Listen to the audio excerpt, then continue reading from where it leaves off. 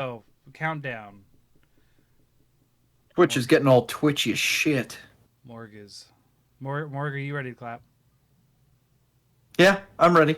Okay. All right. 3, 2, 1.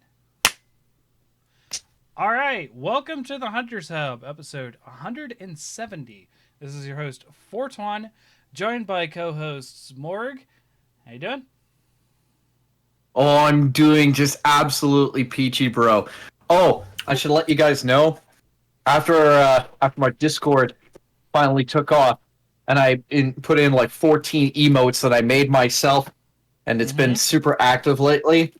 I decided I was gonna get myself a cake, a DQ. But the funny thing about it is, they asked me what the special occasion was, and I didn't want to say that it was for my Discord, so I was like, you know what? I'm celebrating a birthday. And they say, to who? And I'm like, Me. Beatrice? And then they were like, okay, how do you spell that? And so I had to kind of commit to the bluff, and I was like, Beatrice, whatever. And so I got this lovely little cake here that says, happy birthday, Beatrice.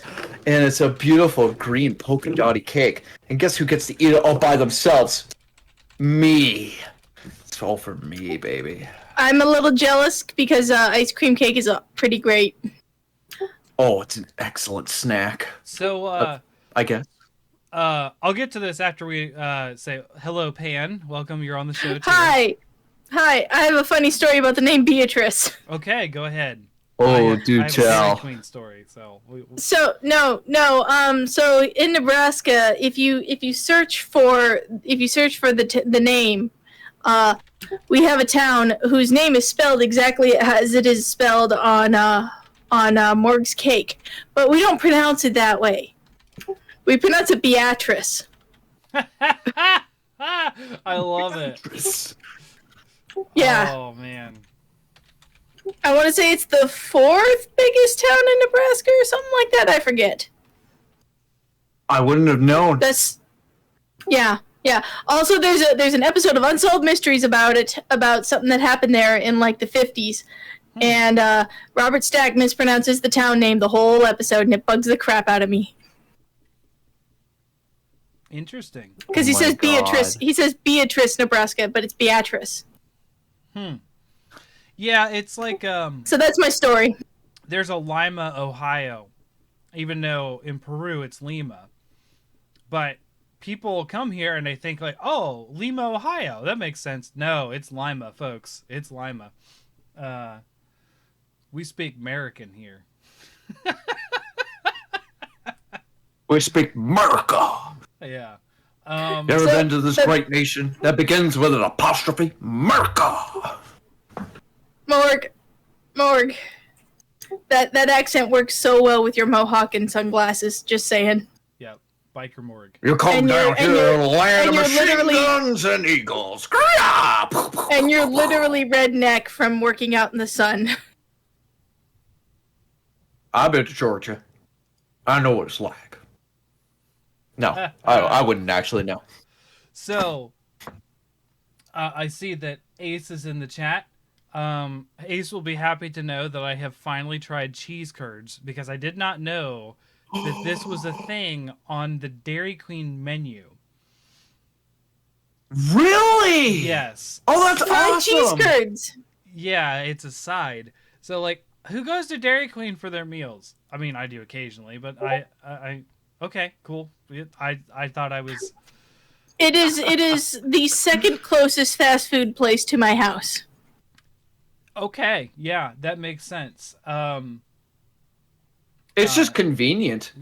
I am... They're expensive though. They suck because they're kind of It is. expensive. Right. Yeah. Well, I had a Their date cakes, though, that are went really good. fairly well, and we didn't eat though. So on the way home, I decided I'm going to stop by. Oh my God, Morg! I'm going to stop by Dairy Queen because my choice is in South Bloomfield, which is a town I hate because it's a speed trap. A little bit of context for Ohio. How are you? There's a road called 23 that goes directly from Columbus, which is in the direct center of the state, straight down to the bottom of the state. And Chillicothe and Waverly are on that line, so it's a straight shot home and into Columbus for me. But the last town before you get into Columbus, South Bloomfield, is a speed trap, and I've not only been pulled over there twice in my years, but I also didn't forget to pay. I pumped too much on gas at a gas station there than I had money for, and the guy was like threatening to call the cops on me and send me to jail. I was like, look, I haven't left yet. Technically, I haven't stolen yet. I just haven't given you the money. As a former gas station employee, the cops won't do shit if you leave. Yeah, I know. Just saying. Really? Yes. I was being a good. Oh, Aphlis is in the chat. We were talking about you, Aphlis. Yes. Oh yeah. I was showing them. They want to invite you on the show. the playmat.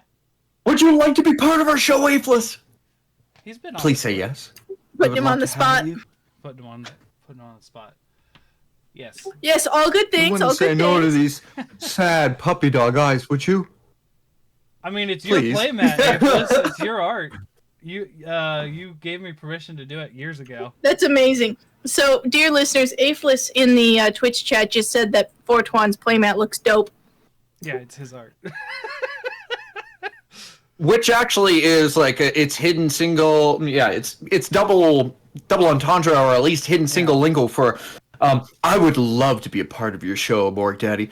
Please invite me on. You couldn't ask anybody better. I, the great Aphlis, a wonderful painter, would love to be graced with the wondrous presence, to bask in the glow of, well, somebody who's kind of trying to grow out a beard almost as impressive as Aphlis over here, or over here, depending on which way that my camera is pointing. Wait, you are Aphlis, to my right, so you'd be pointing to your left for if you're talking about. So me. I'd be pointing this way, right? No. Okay, But okay. good.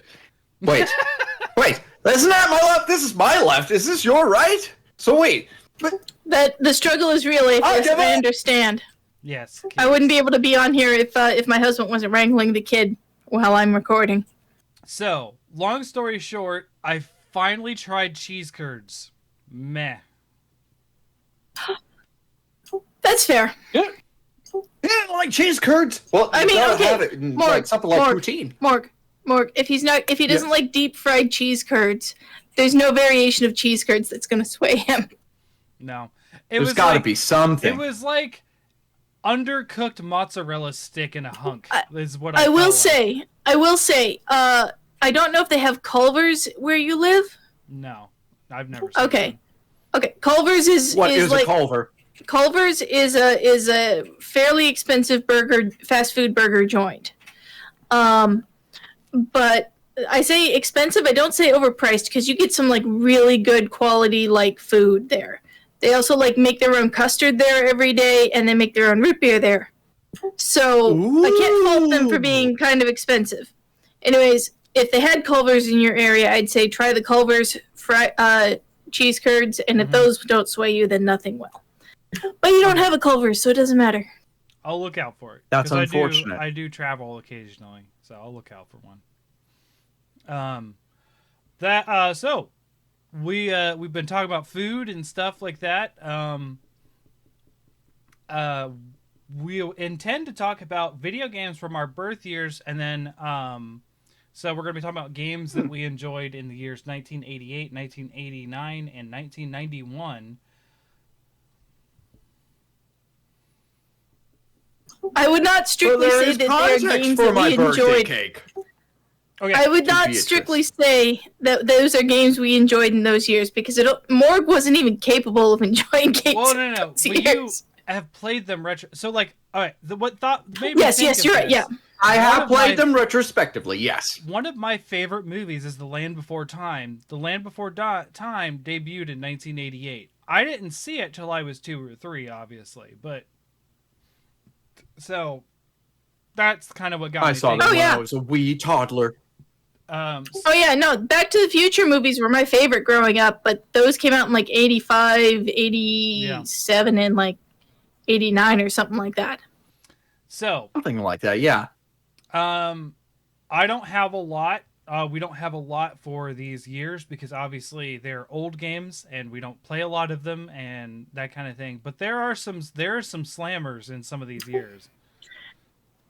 Well, what I was gonna say, Fortuan, this is the hot take I was saving for while we were recording. Uh-oh. My hot take is now Morg gets an asterisk on this because he is but a wee lad. I am so young, aren't I? I mean, He is but a wee Okay. boy. But we were born before Yay! video games got good. Yeah, We were that born is before kinda video true. games got good. So the pickings are slim. there's a few good ones. There's Me? I'm no. 29. I'm so fresh, baby I know face. I know exactly how old you are, Morg, because you and my husband were born in the same year. Really? Oh, you picked a good vintage then. Oh. I got champagne in my nose. I win yet again.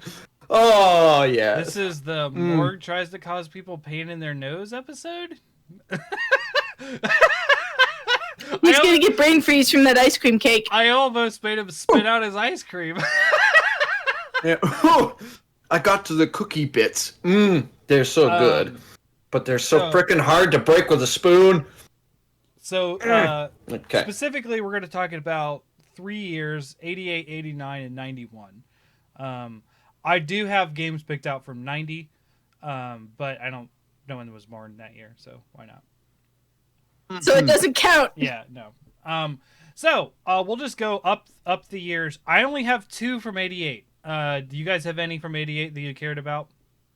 I looked real hard. No. I felt this way. I only had time in order to be able to get the 7 for 91. Once again, see my hot Sorry. take. Yeah, no, I get you. So, I'm going to pull up some pictures.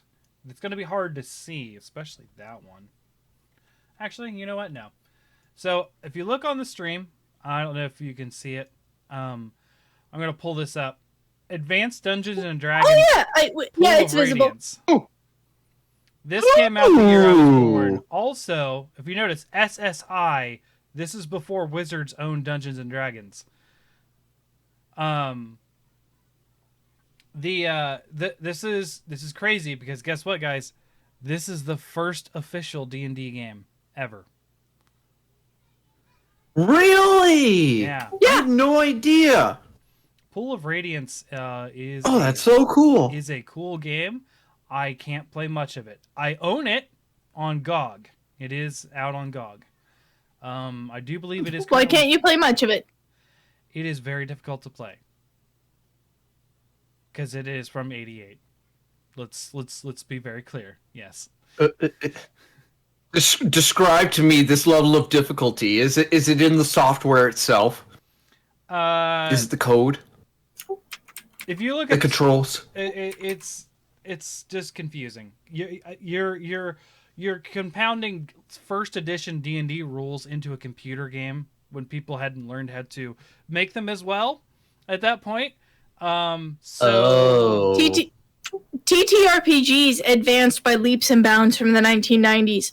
I know this because I've tried to play Cyberpunk. yeah. Yeah. Rather, not tried. I have played. Yeah, I mean, I've played first edition and second edition. Thaco is a thing in this game, so there you go. Ooh. Try to figure that out. Thaco. Yeah, Thaco is one of the reasons why people think that that D&D is incomprehensible. yeah. Oh. Thaco, for people listening, is the old D&D rules of what do I have to roll to hit the armor class of 0? Which, by the way, it's like golf. The lower the number, the better your armor class is. Well, To It's hit just- armor class 0. And it was a chart. You had a chart to see if you hit a monster. The DM screen was much So the needed in higher- those days. It was. So the higher you roll your die, the worse your odds are. No. No. No. It's an The inverse higher your conversion. Now it just got even more complicated. Yeah. The higher you want to roll low. You want to roll low No. because no. if they can roll. You want to roll high. It's an I- inverse. Oh, you now want to I'm- roll high, apparently. It's Now an I'm fucking confused. It's an inverse conversion. So you would say, how much do I have to roll to hit armor class 0?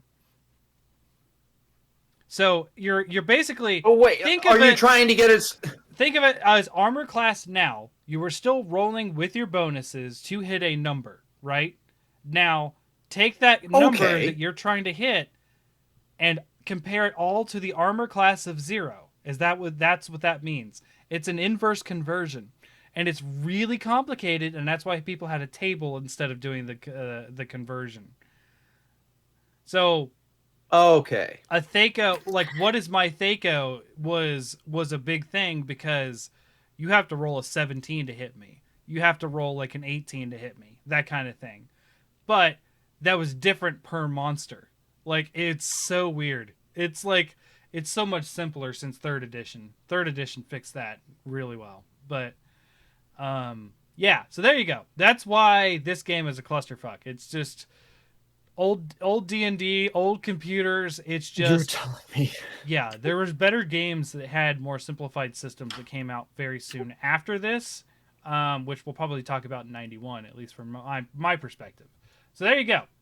That's one That- notable. That just reminded me, if we ever do another TTRPG night, Mhm.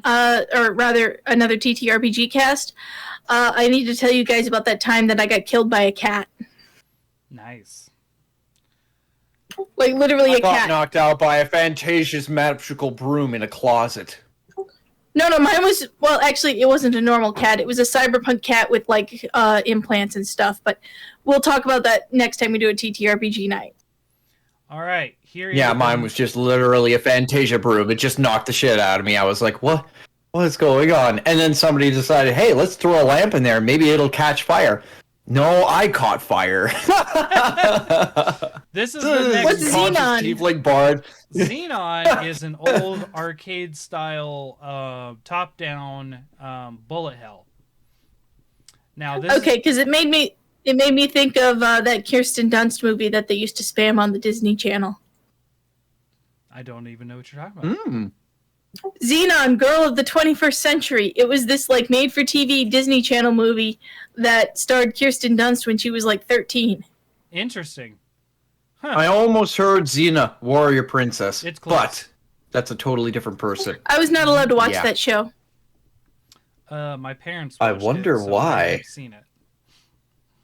They also watched. I've seen Stargate it. and Hercules when I was a kid, and And that's when I developed Yeah, but a your very, parents are very, nerds. very powerful crush. this is true. This is true. My dad is a nerd, and as well as my mom, and they played D&D in my grandmother's basement and had a smoke machine and everything. So Now that is awesome. We had a smoke I machine like up. it. We had a smoke machine in our basement for D&D nights until one of my husband's fraternity bros broke it. believe it or not, they are terrible at role playing. I am a Terrible. smoke machine. Old-timey D&D players are, but that's a story for TTRPG night. Yeah, no. So Xenon, I played this as a kid. It was on my computer. It is a bullet hell. It is better. It's actually an adventure one, so you actually had to progress through levels and stuff, like a lot of these do. But it had boss fights and everything, and as a kid, this blew my mind. I don't know where you can get this. Oh, yeah. period. I don't know if this is abandonware or what, but yeah, Xenon was a game that I did play. And that came out the year I was Cool. I like it. That is it. That is all I have for 88. Unless you have something, Morg, that we're done with 88. Yeah, that's really all I got. I'm sorry. that's fine. As in, I got squat. 88 was a dry year. So, I have 4 from For 89. for 89. Ooh. Good finds, I hope. excited.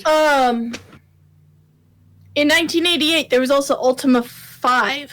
Yes, Ultima series was alive and well. I never Yes, played yeah, it. Ultima's.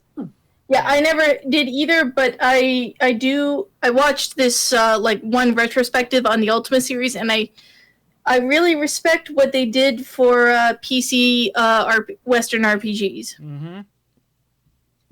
But good lord, can I never go back and play them? No, they started that whole party management thing, where you had everyone on the one side of the screen and you had the viewing window on the other, which Eye of the Beholder I think did just as well. I've mentioned him before, but this YouTuber named Spoony, he's no longer active, but he has a really good Ultima retrospective if you'd ever be interested in watching it or putting it on while you're busy. I probably will watch it. I mean, I watched the 2.5 hour Monster Hunter 2 retrospective, so yeah, I'll probably find time to watch it. So the first one I have is Blockout. Now, Blockout is Tetris, but 3D. So you are in a first-person perspective looking down a hall, and you have to fit all the blocks, and like you're throwing them down a pit. Like square, it's got like tunnel vision, like everything going in. You shove in the blocks, you can put them in and stuff. Different shapes coming in, just like Tetris. However, they are 3D, so the blocks will come forwards. You can move them in all 6 axes and rotate them, spin them, whatever, to get them to fit. And it is literally just Tetris in 3D. I'm gonna have That's to check to see when the fascinating Virtual Boy came out. That's fascinating because Tetris came out that same year, which I'm sure you're about to mention. Yes, that is also on this list. Yeah. Like I was saying earlier before we recorded, 89 was a good year for puzzle games. Mm-hmm. So I don't think I've ever heard of Blockout. Does Blockout have any like modern sort of descendants? I'm doing air quotes, listeners. Descendants or sort of games it influenced in the modern era, like Tetris did. I haven't seen any myself. Because I feel like they could be really interesting with like modern games. It could be, probably, but I think Tetris was so simple and fun that it just won out, and this died. Also, Tetris is included with Game Boys. Yes. Yeah. Like every Game Boy came with a copy of it, and that's why. I didn't know that. Mm-hmm. But I knew that every Game Boy came with a copy of Tetris, and that's why fucking everybody had one. Right. Yeah, let's see if this works. I did. Poor Beatrice is melting. I don't even know what to do with her. I cannot consume all of this. I have some rude jokes about what you can do. I have some rude jokes about what you could do. Mm-hmm. Well, you take the lady out. Spooning? Well, no, that's step one. I was skipping straight to like eating her. Oh, I'm doing my best to try and eat it out, but I mean, there's so much. Good God! You might want to tag in someone else. Literally just melting. Yeah, I need to tag somebody else in because Are you making a mess? Oh, I'm getting full. Getting all over my clothes. Oh my God! Oh, just dripping. Poor Tweb looks like he's gonna melt into his chair. Yikes. It's like, no, I can't deal with all these oral jokes. I mean, where else would these jokes come from? I mean, they have to come from my mouth. So, from Russia, with fun, Tetris.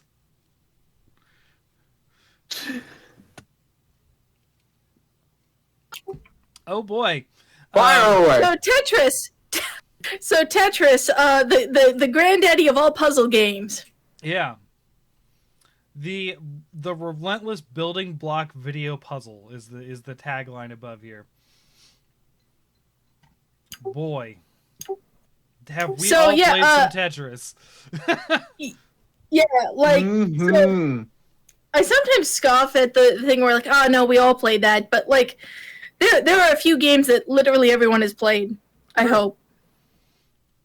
Also, with your Tetris should definitely be one of them. It's still it's one being of them. played also, yeah. competitively. So you know, if you have Nintendo Online with your Switch, you do have access to Tetris 99. Yes. Yeah. That was a plug I was gonna do. Good job. Mhm. I Tetris have Battle a Royale. I have a funny story about Tetris. Oh boy, let's hear. Yeah. It's tangential. It's Oh, please. tangentially related to Tetris. It. Okay. So picture it. 2009. Mm-hmm. I was what a year. I was a young lass, moved out to college, independent of my family, and you know what? I was gonna go out and try to meet some boys. So I got on ye old dating websites, and I started chatting with this fair-haired young fellow. I thought he was pretty cute, and you know we were chatting, and then this other fellow, you know, I thought you know he looks pretty jacked, and he's into guitars and stuff, so I'll talk to him too. So I was talking to these two guys at once. I didn't pay attention to their profiles because, to be honest, I was a young lass on a dating website, and boys were a dime a dozen. Mm-hmm. But then the fair-haired young lad stopped paying attention to me because he was so busy trying to be competitive at Facebook Tetris. And I would go to message him, and he'd be like, "Can't talk, playing Tetris." And I'd be like, "Well, screw this guy. Oh. Yeah. I'll go talk to the other guy, the one who's into guitars and stuff." I know what's happening. Anyways, turns out a young guitar fellow and fair-haired lad were college roommates. Mm. They were playing against each other, weren't they? No. Yes and no, actually. They had started a competition of who could get the most gals to talk to them on the dating website. Anyways, blonde guy lost out on his chance to go on a date with me, so I invited the rather well-built young man who was into guitars out to go to a local blues show. TLDR, that's Steve. Hmm. Oh, And the blonde guy was Steve. yeah, and then the blonde guy was his college roommate, later our roommate. Nice. That's hilarious. Yeah, but anyways, because my husband's college roommate was too into Tetris, I ended up not asking him out. I didn't ask my husband's roommate out, and then I asked my husband out. Nice. That was a sensible decision. Which it worked out because as I later got to know blonde guy, I'm not saying his name, but as I later got to know blonde guy, we would not have been compatible. Blondie. Mm-hmm. Well, So that's my Tetris story that I honed in on as soon as I knew that I would get to talk about Tetris. Okay. you found the perfect piece that fits. I Yes. figured you would, and you got Tetris. Oh, boy. Oh, The shit, pieces just happened to line up. That's a good one. Anyways, You beat that's- RNG. Well done. You got the line That's my piece. Tetris story. That's my Tetris story. Wait. Oh, I better not go any further with that joke, because I could have just said, yeah, I it just thought- fell right into that crevice, and it was a perfect fit. God damn it! I know. I'm sorry. I'm Moving terrible. on. Anyways. So, Super Off-Road. Ivan Iron Man Stewart Super Off-Road. You may not have known this, but you probably played some iteration of this game. This is actually a really cool game, and I've been trying to find a way to replay it recently. There's actually a knockoff version on the Switch that I bought for $5 that's not great. But this is a top-down racer with 4 racers. And it's actually really cool because it was a go to you lose game. So like you wouldn't know. It was like an arcade racing game where it wasn't like, hey, here's these 6 courses, get the best score out of 6 courses. I'm pretty sure there was like 30 or 40 courses, and the moment you got in 4th, you were done. You were gone.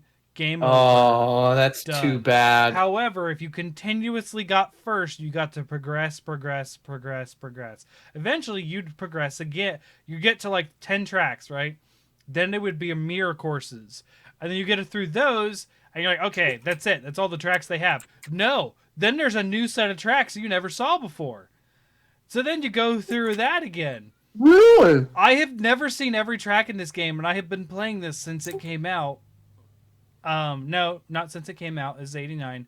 Since a year after it came out, I was playing video games at 2. So that this is a known fact in my family. I was booting up DOS and playing games like this at 2. I was. Oh my god. So this is a really cool game. If you guys ever have a chance, it's actually really fun. It's simple. Just a simple racing game where you play like a monster truck and you actually have to go up ramps and stuff and make turns. There's nitros and power-ups as you go. A lot like Rock and Roll Racing if you played something like that. Just purely from a top-down perspective versus Rock and Roll Racing's isometric view. Very cool game. I like it. I'm still trying to find a way to play it. I might have my dad has like a backup of all these old games, so I might try to find it on my computer. But yeah. So yes, Iron Man Stewart's Super Off-Road. I never remember the names of these games very well. What a name. Because Dad always abbreviated the executables. So he knew what they were. So like I just called this Off-Road. I didn't know it was any of this. Ye old computer days. Yes. So yeah, so this is the other 89 for me, and there's one more for me, which is the Prince of Persia, the original. Oh, this. That's a game with some. That's a game with some modern influence. Yes. Yes. Prince of Persia. Most people know this from like Sands of Time and that kind of stuff with the newer ones. However, this started out as a 1989 single screen like puzzle game where you would have to walk, jump. You could sword fight too. It was a very complex and complicated game where you had to do stuff like draw sword was a button, swipe was a button, block was a button. And they're all different buttons. Oh. You would have to climb up. Did you have like a freaking keyboard so you could hit all these hotkeys? It was a keyboard. Yeah, it was a keyboard. It was a mouse. No mouse. I just picture somebody just like just going crazy on the keyboard. Here's the thing: just like Monster Hunter's animation delay, you have to wait for the animation to finish to do the next action. So. Oh, okay. If you want to turn around and jump, you have to press the left arrow, wait for his body to turn around, and then jump. Meanwhile, the spike wall is chasing you like da-da-da-da-da-da-da-da. So like, very stressful game. It is cool. There are some sounds awful. There's some retrospectives talking about this on YouTube, as well as some developer interviews of this game. Prince of Persia was a really cool game. I actually really enjoyed it. This and Blackthorn were two games I played a lot as a kid as well. Blackthorn's much later, though. Also another Interplay game / early Blizzard. But Prince of Persia was not. I can't really see who the developer is on it. But yeah. Actually, you can see his. You can see. At least it's better than Conan, for crying out loud! Oh my god. Jordan Mechner is the guy. It's an Amiga game. There you go. Amiga. So yeah, there you go. Anything else in '89? Like Nothing I said, whatsoever. '89 was a great year for puzzle games because there was the other one big puzzle game. If you had to guess, I'll give both of you two a guess. And if Chet wants to guess without looking up on Wikipedia, what's the other biggest puzzle game that everyone has played?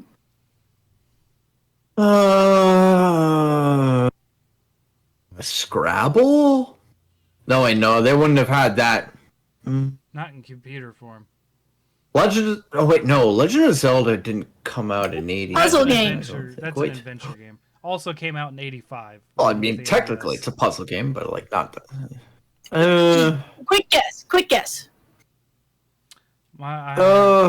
SimCity is my guess. Well, SimCity is not really a puzzle game. It is if you don't know how to lay down zones. Well, I mean, this is something of a puzzle game right now, and 20Q obviously is a puzzle game. All right, you both failed. 20Q. Yeah, I know. Wikipedia says that 1989 was the year that Minesweeper had widespread release. Oh, that was not on my list. Huh. Minesweeper's Minesweeper's ancestors relate back to ye old 1960s binary coding computers. Okay. So, but in 1989 is when it started being widely available and being put on just consumer computers. You know what blows my mind? I mean, I had it on my old 98, but yeah, I had no idea that it was an 89. Holy, that's cool. There are people who could be listening, watching, legit don't know what Minesweeper is because it's not been on Windows for the past 2 releases. Oh, that is news right, to because me. It's such an old That is game. news to me. I didn't know that Windows no longer had Minesweeper. Yeah, it stopped in. Do they at least still have Solitaire? No. Please. Well, the in any fuck is Microsoft and Windows? Young whelp listeners, Minesweeper is a game where you have a grid of squares, and you click on those squares, trying to find the mines. You don't want to click on a mine. If you click on a square with nothing in it, and that square is not touching a mine, then it's a blank square. And if you click on a square where your square is touching a mine, you will get a number. It could be 1, 2, 3, 4, etc. And that number reflects how many squares that you are touching a mine. I think the maximum could be 9, right? Steve? The maximum number is 8, sorry. Yes, because if you have an 8 in the middle of a square, then every square it would touching would be 9, or 8. So, anyways, the point is to find all the mines without clicking on any of the mines. Google Minesweeper. So you have to click on every safe square. There you go. Yes. It's on the stream. An example of lost game. Yeah. It's brutal. And it's really good. And it used to come on all Windows games. You can find it if you Google it and probably play it for free anywhere, I'm sure. You can play it on a browser now. You can just Google it, it's there. You can play it on your... I'm absolutely certain you can play it on your phone. Yeah. Anyways, Minesweeper is ye old puzzle game, just like Tetris. I literally Googled Minesweeper, and Google has its own version. Yeah, because like I said, it's just a logic puzzle, and nobody really owns it. Right. So there is a coded version of Minesweeper for Windows that is owned by Microsoft, but anybody can make a Minesweeper type game because it has existed since the 60s when nerds first invented computers, and they're like, hey, we can waste time on these things instead of doing space race computations. And I lost my first game already. Mm-hmm. Minesweeper from 1989. Plenty challenging. Yes, I was. And it's fun. I was. You hear that, Zoomers? It was coming. That was a game on the for stream. you. Go play it. I was playing it. Steve caught me. So, I actually, for a very brief time, for about 3 months, I worked in a hotel. Mm-hmm. And I did front desk reception. And during check-in hour, the hour when check-in is allowed, and the hour when you must check out before we start charging you for another day, those 2 hours, those are very, very, very busy. Mm-hmm. But besides that, there's nothing is happening. You're so bored. Yeah. And I was not allowed to read books. I was not allowed to sit down. I wasn't allowed to talk to my coworkers too much. but I was allowed to sit and stare at the computer screen that I had, so I played Minesweeper a lot. Oh my god. Minesweeper kept me sane. Minesweeper kept me sane until I found a better job. Nice. I played a lot of it over the years, just being bored, finding a different game to play. I know we're skipping this year, but I had to mention the two that I picked out for this year. Stunts is a racing game / track building game on PC. You could build tracks, stunts. You can play it on a browser now. It's actually an abandonware game. No one owns it. Its IP has no longer enforceable, I guess is what the deal is. It's that old. Oh, okay.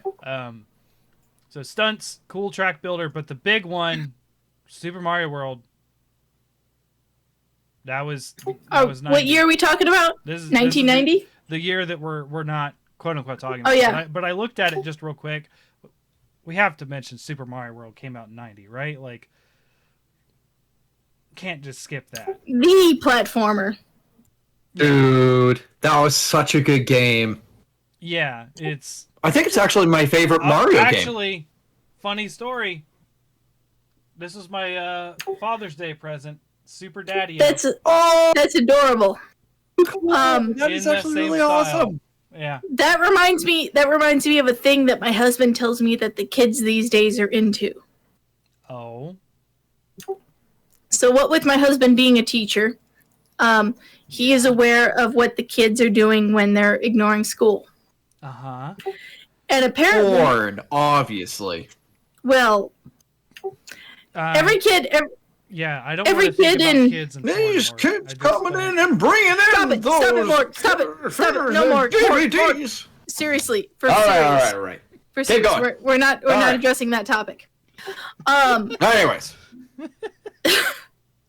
Anyways, so most of the kids in his classroom, or all the kids in his classroom, have computers and laptops, because this is the 21st century and we are not cavemen.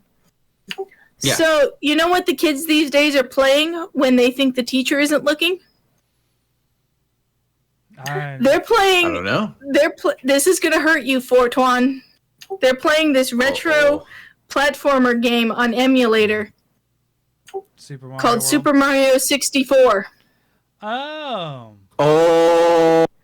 The kids these days. I used to do that too. The kids these days are apparently playing this retro platformer called Super Mario 64 on emulator when they think the teacher isn't looking. How do you play 64 and not look like you're playing something? That's a difficult game. No. These are 13-year-olds who their attention spans, they... Okay, sure. I think they're more subtle than they are. Yeah. Kids, you're not. We know. Now, what I did in college is I would open up Doom and play that on my laptop. I played Terraria. Yeah. Why are you so surprised, Steve? I used to do that too when I was in high school.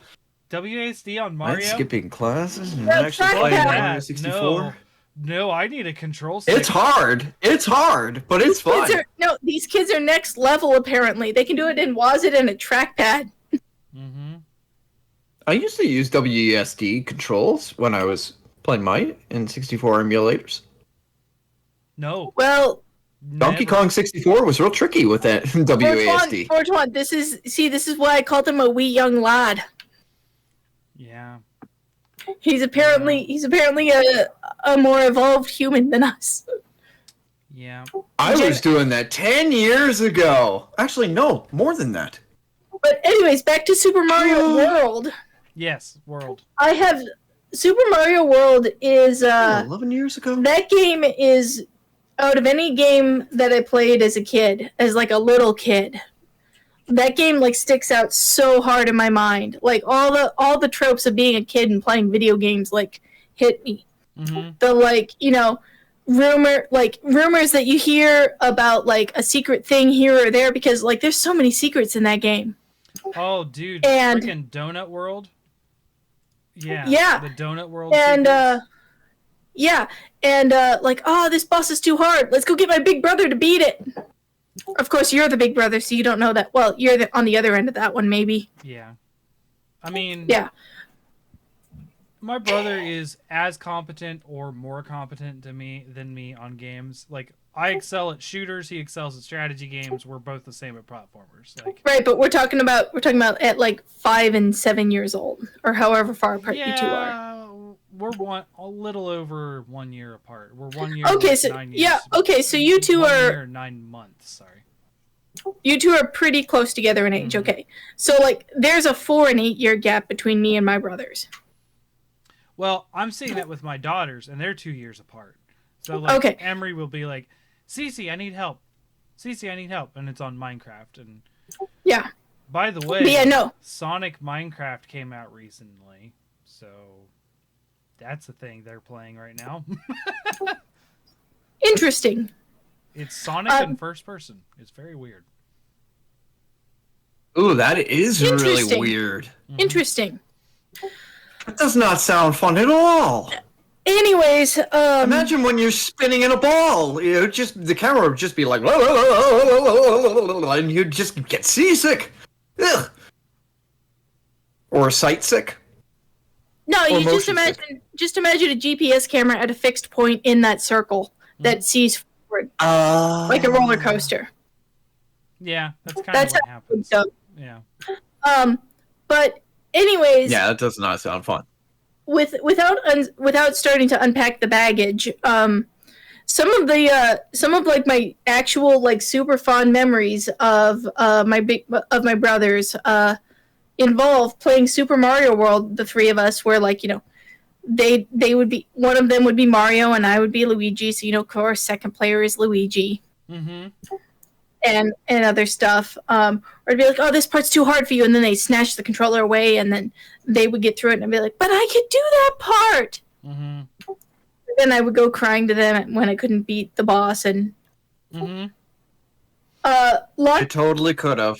lots of very fond memories with Super Mario World, with my brothers. So yeah, absolute top tier game there. Yeah. 1990 gets a mention because of that game. Yep. Bowser and his giant clown Not for balloon. Stunts. Stunts is an amazing game if you ever want to play around with it. It's super old. The driving sucks, but the fact that there's a track builder in it in the 90s, like, it's pretty good. It's a pretty robust track builder. I had a bad habit of using what I called bullhorns, which are basically the on ramps for highways. Those curly cues. You had to drive super slow on them, and my dad hated playing my tracks. Because all my tracks were... We have a bunch of those IRL in Lincoln. Yeah. Oh, that reminds me. You could also do loops. They had corkscrews. They had all sorts of crazy stunt things. So, like, they had one that was a tunnel that you could, like, purposely do a barrel roll in. And then also, they had one that was a tunnel that had cinder blocks in the middle of the bottom. So you would have to go up on the walls and dodge around. It was actually really cool. That's kick ass. Yeah. And it was just like... Imagine putting that in Gran Turismo. Yeah, I know. It's basically like any sort of like modern racing game as far as like driving for its time, right? The driving sucks now. And you could use real cars. You could use Indy cars. Like they had a Formula One car for one of them. And they had like, like, hey, here's your Ford SUV also. Like, just normal cars. But... Oh, I'm going to have to silence Facebook stuff. Stop it! My computer. Anyways. I gotta find that I do video. have It was a plug so for damn 1990. Even though I said earlier that 1990 doesn't count. Right. Go ahead. So this game, it's a pretty obscure game. By hang on. Now called, or once called Sierra Nevada, once called Sierra, then called Sierra Online, and then defunct. Yeah. They were funny. those in the know don't need me to introduce the company, but Sierra was the point and click adventure game. Like if you've seen tropes about point and click adventures where like, I didn't rescue the mouse back in like chapter 2, and therefore that mouse is no longer available to chew through this string to make the anvil fall to squish the coyote, so that way I can take some coyote meat to the barbecue. Yeah.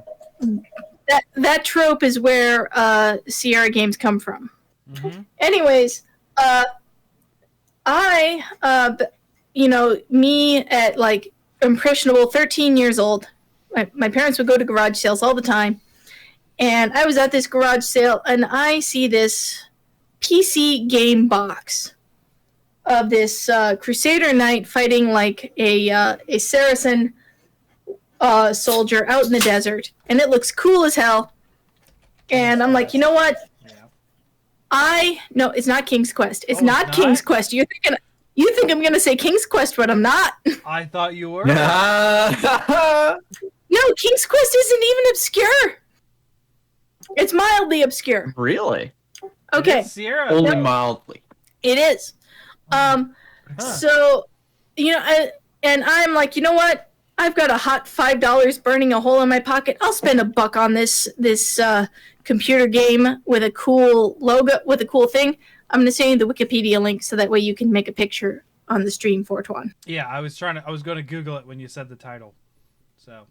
Okay. Conquests of Camelot. The Search for the Grail. Ooh. You're never going to win because you never find it. No, it's on Wikipedia. I've already got the picture. Oh no, I'm talking about the Grail. Oh, it's there. Anyways, I'm like, I'll spend $1 on this. So I spend $1 on it, and you know what? To my shock and amazement, it was on floppy disk. Wow. There were floppy disks in that box. And like the floppy disk? No, not the floppy disk, but the other floppy disk. To my shock and amazement, all 4 floppy disks actually worked. Here wow. You go, Mark. Oh, I found a screenshot for you. Ooh, yeah, that actually looks so sick. I love it. Yeah, it does. So I should look to the other side so it looks like I'm actually looking at it on the stream. Morg, this is for you. Oh, that's Fatima. Yeah, she's... Oh. She is so exquisite that I am moved by her beauty, and she is no ordinary woman. I feel a power that rivals my own. Oh, man. Yes. That was one of the screenshots that came up. I blame it on Xena for me having crushes on very strong, dominant, and capable women. You would love this game. Damn you, Xena Warrior Princess. This game was primarily coded by a woman. Awesome. Can you tell by that screenshot? Yes. It was coded by it was coded by a husband and wife team, but the wife did most of the coding and the husband did the 8-bit music. Oh, okay. It is primarily controlled by you typing commands in. You are King Arthur, and you are looking for the Holy Grail, and in the meantime, you have to rescue 4 of the Knights of the Round Table. Mm-hmm. And you type in commands, and Arthur obeys your commands and does whatever you tell him to do. And I love. Holy God! Games. Did they think of everything on a floppy ass disk game? It is a fantastic game, and I dove hard into the game for like 3 months. There's a lot of free time that a homeschooled 14-year-old has when their mom isn't paying attention to whether or not they're actually doing their homework. True. If one of the commands could actually be like eat pillow, and then the response is yuck, I will be impressed. Oh my God! Please. There are similar things. Oh my God! There are similar things to that. Anyways, it is a fantastic game. It's available on GOG. I know this because 3 years ago my husband bought it on GOG, and the two of us played through some of it. And then the horrible. We have a headless in the chat. Welcome, friend. I can't say the word. It's politically incorrect. Headless small person. Headless Zero. Smidgen. There we go. Headless Smidgen. Yes. Anyways, Conquest of Camelot: The Search for the Grail is a fantastic game that, Not gonna laugh. like, Ooh. it's just great. It's fun. I have a very fond memories of playing it when I was like 15. Played it again with my husband. It was still pretty fun, even though the UI did not age well. Right. I was pretty devastated when my floppy disks died in a fire, literally. Mm-hmm. Oh my goodness. That's unfortunate. I do remember Oh, yeah. you talking about Lost that. but not forgotten. Yeah. They one of the discs survived the fire, but then that one surviving disc did not survive the subsequent tornado. Wait a minute. Man, Oh. your games took a beating. Yes. Yeah. That's I- why I love cloud. That's why I That's love awesome. cloud services. Yeah. No No, doubt. that exact thing is why I love cloud services, man. So, Search for the Grail, fantastic game from 1990. You can find it on GOG. I think I spent $5 on it 4 years ago. Awesome. Or It might even be on sale right now. Oh, which man. we will get to later. Yep. I hope it's free. That'd be even awesomer. There are You some free can games. One of the Ultimate Oh. games is free. you can find it for free if you do some digging on the internet, but it's a lot less straightforward than I can spending imagine. $5 on GOG.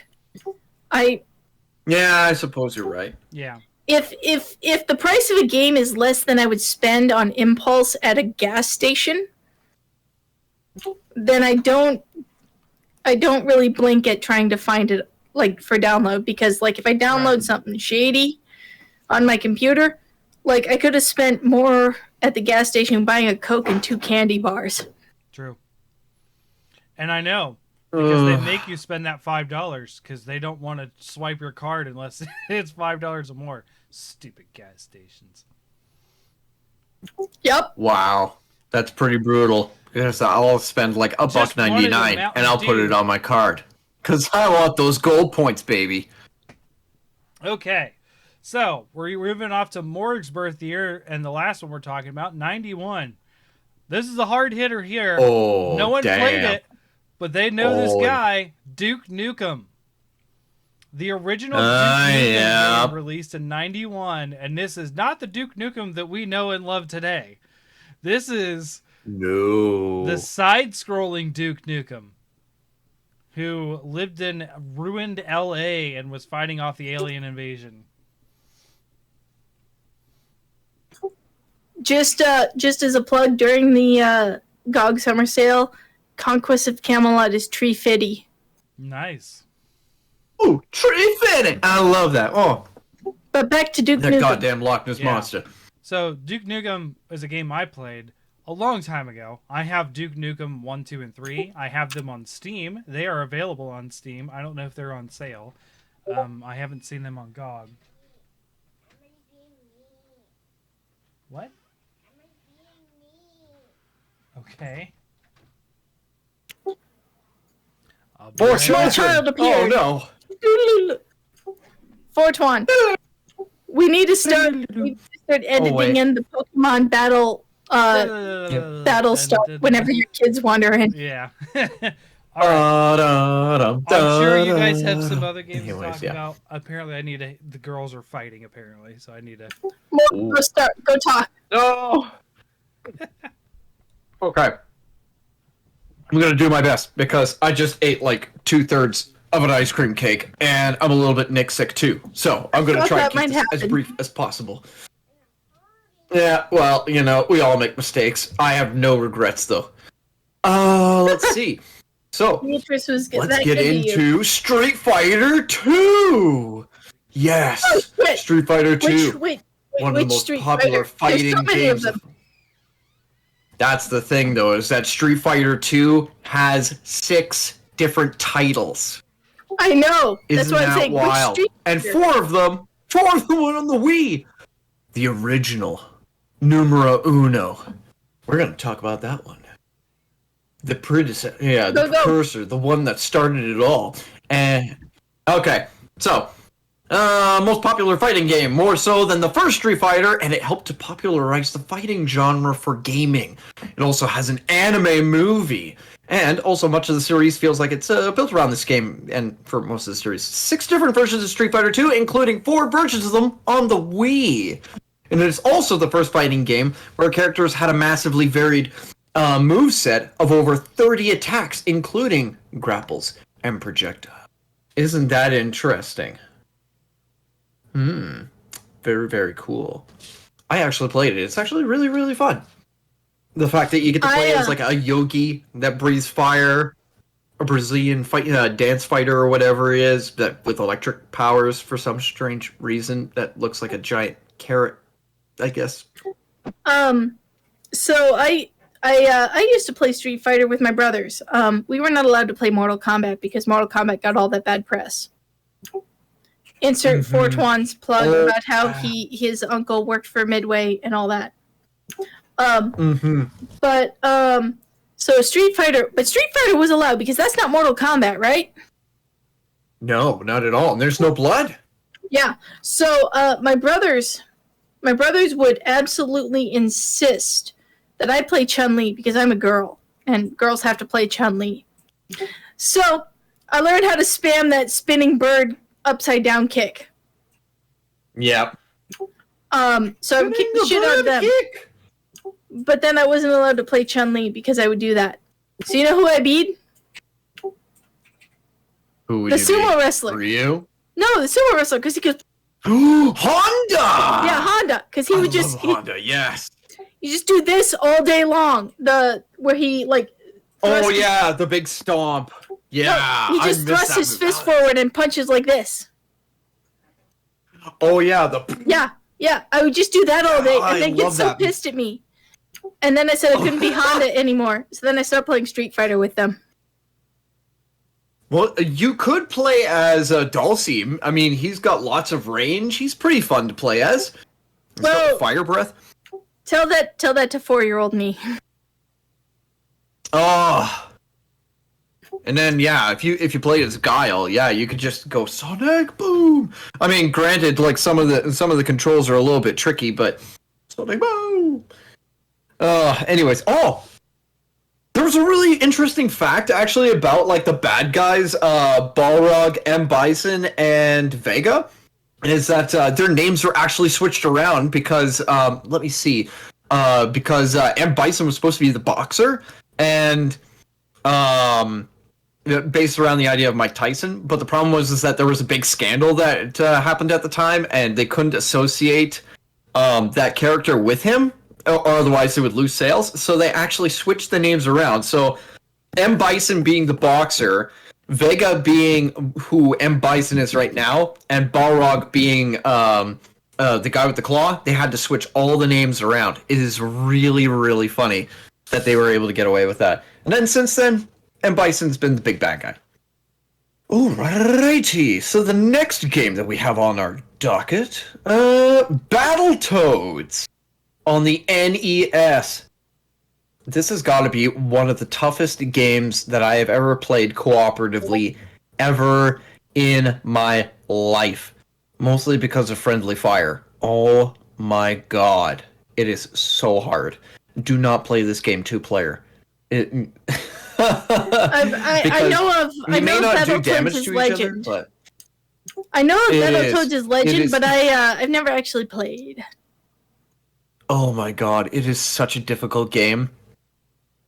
Oh my god. Let me set this picture for you, okay? So, like, you can wind up and do, like, a combo of, like, hits or whatever, and then wind up and then punch, like, bad guys. But the problem is, if you do that and your teammate gets caught up in that, they're caught in the animation of getting absolutely pummeled and then sent flying, and they cannot get out of that animation. And then, like, all your other attacks, they will knock your teammate around. They won't do damage, but you're going to have to deal with the flinching animation and getting thrown around all over the place. And the worst part about it is if any one of you dies, if it's just any one of them, it doesn't have to be both, but just any one of them. Anybody dies, it's game over, and you have to start over again. It is almost impossible to run through all the different stages in Battletoads and not die, and then have to do everything from the beginning all over again. It is so difficult, but it's really, really fun, especially if you just want to jerk around and just have fun, just screwing with your teammate. It's such a good game for that. But hard as balls. Now, let's see. Ooh. Sonic the Hedgehog 1 on the Sega Genesis. I was hoping you would get to that because I'm currently on the 1991 video games Wikipedia page. Oh yeah, that game is great. So Okay, OG Sonic. I mean, I don't feel like we need to actually introduce it. No, I mean we know what it is. It's the answer to Mario. There you go. To try and It was Sega tried to get a mascot. They wanted a mascot. Yeah. They wanted brand loyalty, and it worked for a while, and then Sega done goofed. Yeah. They weren't able to make any more consoles because they were all pretty bad. I think it was what was it? I think it was the Sega. No, it wasn't the Sega CD. It was the. Which one was it again? It was the 16-bit console. We're talking about Sonic 1, Fortuan. Sonic 1. It's Mhm. OG Genesis. Sonic. 1991. Yeah. Yeah, it's the Genesis. Mm-hmm. Yeah.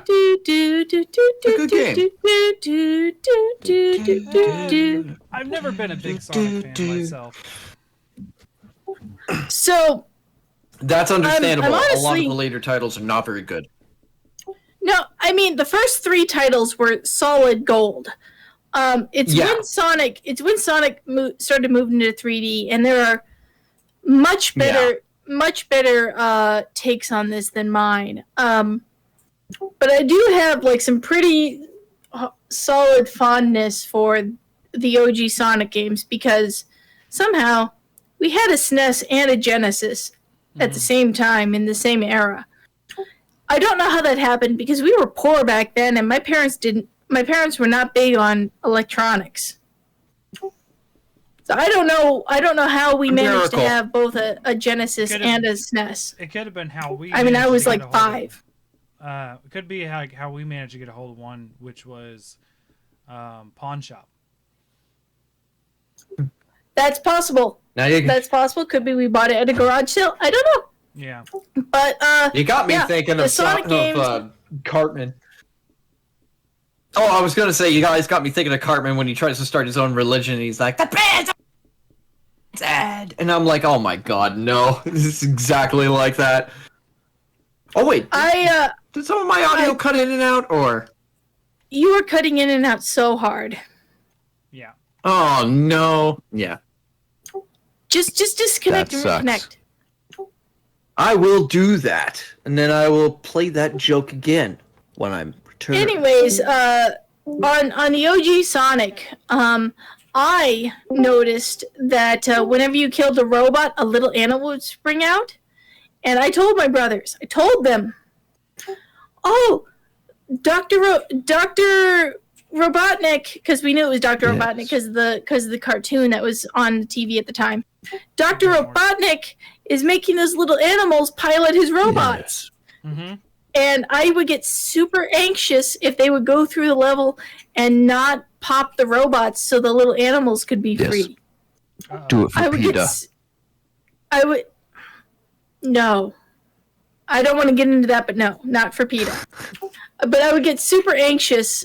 I would get super, super anxious if like they passed a robot or passed an enemy without killing it and popping it and freeing the animal inside. Yeah, I could see that. Boy, was that a train wreck that I had to go into. They were straight up fighting. Like Oh no! physical Oh no! fighting. Oh no! So I have got to BRB, but I have 4 video games from 1991 to talk about. Mhm. Alrighty. If you guys don't get to them, but I'm sure 420 has already picked out at least a few of them. Because I there's only two, have- we there's got two more. I big have hitters 4 on this. total. I only have 4 total. For Okay, well, there's 2 big hitters on my list, so I will be RB. Okay. I think I've still got another 4. Okay. Oh wait, Well, no. you two keep I going. only covered You're- Street Fighter, Sonic, Battletoads. Yeah. Battletoads is a good one. I did see that in my. Yes. So another Advanced Dungeons and Dragons official, Eye of the Beholder, and I talked about this earlier. Yeah, I remember that. Eye of the Beholder is a great game if no one's played it. First person, except you could be a party of up to 6. Very in depth, very much like not really like the point and click to adventures, but like a lot of variation in dialogue and that kind of stuff. You can actually gain party members. You can actually pick up the bones of an old dwarf that's been dead for hundreds of years, resurrect him, and he becomes a party member. Like crazy stuff like that. Whoa! Yeah. And Okay. this actually takes place below the catacombs of Waterdeep, if you're familiar with Forgotten Realms. Yep. And this is the first video game interpretation of a beholder, as well as Xanathar himself, the beholder that lives below Waterdeep. Oh, that is so sick. Transition into the sequel, which released the same year. Eye of the Beholder 2, Legend of Darkmoon. I have never beat this one. I have beat the first one. I have never beat this one. There's a point which you get far enough, it's like either I face an army of 700 skeletons, and I'm exaggerating, but it is a 4 wide hallway filled with skeletons. Like filled with skeletons. That is Or- pretty crazy. Just get lost in the towers above. This one, Legend of Darkmoon, is a lot darker than the first one, because you're actually not in Waterdeep. You're actually in a tower that's held by 2 goodly clerics who are actually evil cultists. The stories of these things are amazing for what they are, and again, as you see, it's SSI that owns them still instead of Wizards. So you go ahead first. You're soft making me want to at least play or skim through the ye old D&D video games for plots for my D&D game. They're good plots. They're really good. There's some good puzzles in them too. Legend of Darkmoon, I think, is the one that has portals to like 7 different parts of the castle, and you have to, like, the clue to where the portal goes is like an object that like represents that area of the castle or something like that. It's so weird and so obscure, and that kind of, I could be confusing that with the first Eye of the Beholder. I actually think I am, because those are the spider tombs. Yeah. I have to ask. So, what style of gameplay is it exactly? Is it like a text-based game or a? Hi. Have you played More Legend ice of cream. Grimrock? Thank you. I'm Morg's sister or sister-in-law. I forget. Don't worry, it's Megan. That's my sister. My dad's not a creative man. He wanted to keep going with the M's. My mom said no. I couldn't. We're naming the I next couldn't one Connor. remember. Dude, when I was a kid, one of my friends, she was from a Mormon family, and she had 11 brothers and sisters. They all had R names. Yeah. Yeah, so somehow they found 12 names for R. Oh, I have let me pull this up. That's revolting. I have done that with a D&D character I'm currently playing, who's a rat folk who has, what is it? How many children? And they're all M's. Well, yeah, that's rats. Get over here, stupid double screen. This is what it's like, Morg. So you Come have on, the character, really? character screen. You can see here. But you could see the enemy up here. They're actually opening up their spell book to cast magic missiles. You can see, and you control by clicking these buttons. It's actually a fully mouse-driven game. Yeah, that is absolutely. That looks. If you told me that was Legend of Grimrock and showed me that screenshot, I would believe you. Yeah, that's what Legend of Grimrock is based off of. Is Eye of the Beholder. Yes. Oh yeah, we talked about that. Yeah. Yeah. It even comes with like your little stats right there. Yep. Okay. I'm opening up. I'm assuming that's the monster that you're fighting Back right there. Back in the golden age of cover art for video games. I had to change Kobolds. the picture. Now it looks dumb. There's kobolds and a little bit of battle where you're clicking on their hands to do certain things. Hi, Josh. How are you? So yeah. Oh. This is actually Eye of the Beholder 1, and this is in the very first couple rooms that you fight a bunch of kobolds. Oh, okay, that's cool. Not more. like this. Fortune, while I was gone, did you talk about anything besides this? No. Just Eye of the Beholder 1 and 2. Good. Yeah. Continue. I have one more game to talk about, and that is Spanky's Quest.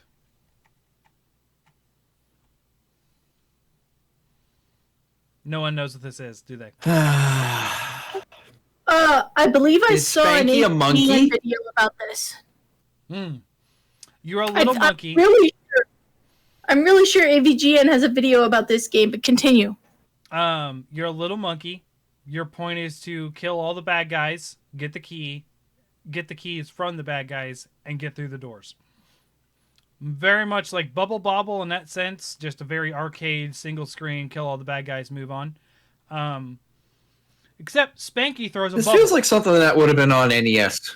It was. SNES. It was on SNES is where I played it. Okay. And 91 is rolling the SNES territory.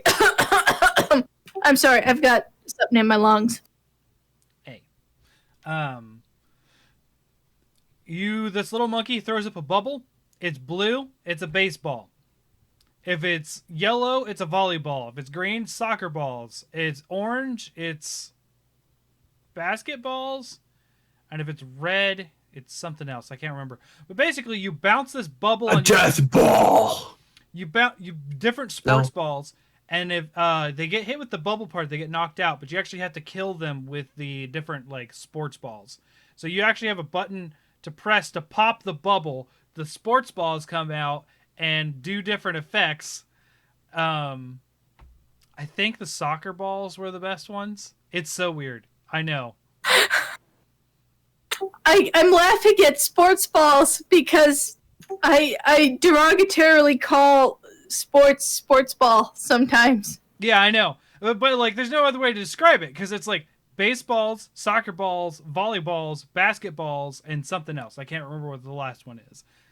Yeah, my son has a set of like little toy sports balls, and at one point I was like, Steve, where are his sports balls? And Steve like laid into me because he doesn't want me making fun of like athletics in front of the boy. And like, no, I mean, hey, it's easier than saying, where is his soccer ball? Where is his baseball? Where is his basketball? Right. So that's all. Yeah, I know. So you actually get to the different ones by bouncing the bubble on your head, and it gets bigger and bigger and bigger, and it'll stop at red. But you're actually trying to strategically figure out which one, because they all act differently. Like, if I remember correctly, the soccer balls come out in a line, and they drip out like 6 or 7 of them in a line that goes straight down. And I think it was the volleyballs that were my favorite, or the basketballs. Maybe the basketballs. Orton. What? Yeah. You have to be more careful with your language. You can't say that the balls drip. They fall. Stop, Lord. Stop it. They just fall. What Stop. am I supposed to say? They go in an arc and they fall down Okay. in a line. Yes. Yes. There you go. I think it was. That's the way to be. volleyballs. You gotta say it like that. Morg, stop it. AC/DC made this joke in like 1980, okay? So just stop it. I know. I Drop it know. down. I've listened to that song. I Oh just boy. want to talk about Spanky's Quest. That's all. Spanky in his No more. balls. Oh my god. No more. Stop it. Let him be innocent, okay? So the volleyballs, There is If no you hit him- innocence, only balls. if you hit them, they Just actually mute it. rotate outwards a bunch and actually really useful. And I think the basketballs actually, if you get them on the top of the screen and pop the bubble, the basketballs will spread out and hit the whole screen. So you can actually clear the whole screen. Yes, I know. Popping balls. I got it. All right, Morg. Putting a morgue at you. No, Dear listeners, Morg is having a heart attack trying not to make jokes right now. and it is. I get the irony. It is also called Spanky's Quest. Okay, I get it. All right. Let him be innocent. Let Fortran be innocent, okay? I just want to talk about the monkey. You're over 30 years old. You have kids. How can you not make ball Let's jokes? Spanky the monkey. Spanky the monkey Come on, man. and his sport balls Spanky baby. killing all the fruits. I can't help it anymore. Yes, look at the screenshot. Those are limes. Those are angry limes. All of them are fruits. All of the enemies are fruits. You don't say. And also, actually, there's a crow. But yeah, no, that's Spanky's Quest. Thank you and good night. I'm just gonna ignore all of the innuendo from this terrible SNES game that I played a lot and never beat. Okay, I keep laughing. I'm just gonna throw up. Oh. all right, Morg. Yes. All right. 421, are you out get of into a serious 1991 game. games? That is it. That was my four. Okay. Duke Nukem, All right. the Two Eye of the Beholders, and Spanky's Quest. All right, I will give Morg a chance, and then I will be disappointed in the both of you. Continue, Morg. Alrighty. Okay, I'm gonna open up this can of worms. Let's go into Alien Breed 1991 on PC. A top-down level exploration game. It is really, really good, okay? It's an exploration shooter. You're only one of its kind to take advantage of this old school system before gravitating to the first-person shooter in numbers Link 2 me, and I'm 3. curious. Ooh, very cool. Okay, I'm gonna show you a little something here. Wait, let me see if I can find it in my history. Boop, boop, boop, boop, boop. Show all history, please. I am trying to find out what Beep, beep, beep, game beep, beep, that she is beep. alluding to that we are terrible for missing. Boom. 3. Okay. History. There's Bible Adventures. Show Are you all disappointed history. about that one? There we go. Where That are was you? deserved. I liked it. Dear There we go. listeners, I Okay. just 421 off. Yep, you did. I love that one. Command C for the control. Boom, boom. Into the Discord. Boom, and then we go into planning. Okay, There's a good Channel computer. just put it 500 Okay. channel. Boom. Okay. Okay, Ooh, that continue. Raging Brack looks so good, Aflis. You should be proud of yourself. There you go. Continue now. discussing. Boom, boom. Anyways, top-down platform. Yeah, it's not really a platformer, but okay. So it's a top-down. Zoom around the maze. Pretty much check out all the levels.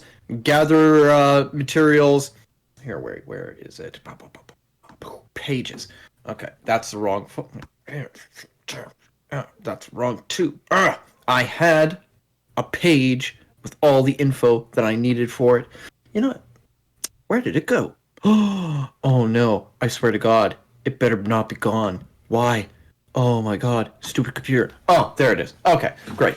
Okay, so the idea is that you're playing as like one of the survivors in like this complex or whatever it is, and you're trying to work your way out from the bottom, working your way to the top. And so you have to go around. Picture it like Doom, but what happened to my voice? Looking at it, Something it looks feels wrong. much Okay. more like an old ass StarCraft. Yeah, it's kind of like StarCraft, except it's not orthographical view. It's directly up down. So there is that.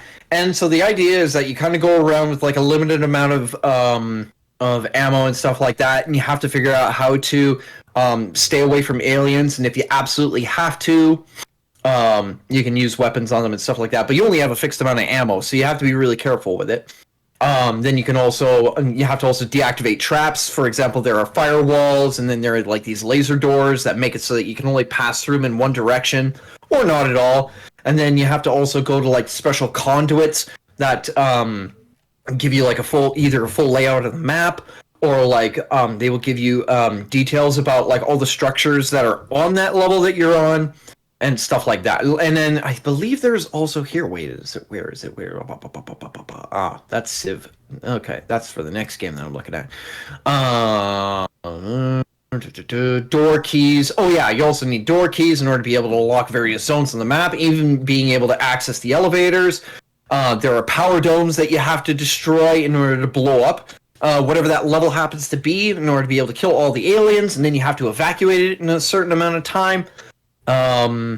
Yeah, it's a really, really interesting. It's kind of like a shooter survival exploration game. It's hard to describe. I would recommend playing it because it actually looks like it's really fun and cool. Definitely worth the time. All right, it sounds Moving on awesome. to the next game. Moving on to the next game that I have here. Oh yeah, Duke Nukem. Well, 420 already knows about this one. Yeah. The last one that I have is Civilization. Where are you going, Mr. Lamp? Don't go You away. redeemed, you guys. Okay, so now there's 2 on my list. Which one did you? Yes. Civ. Civ Oh. 1.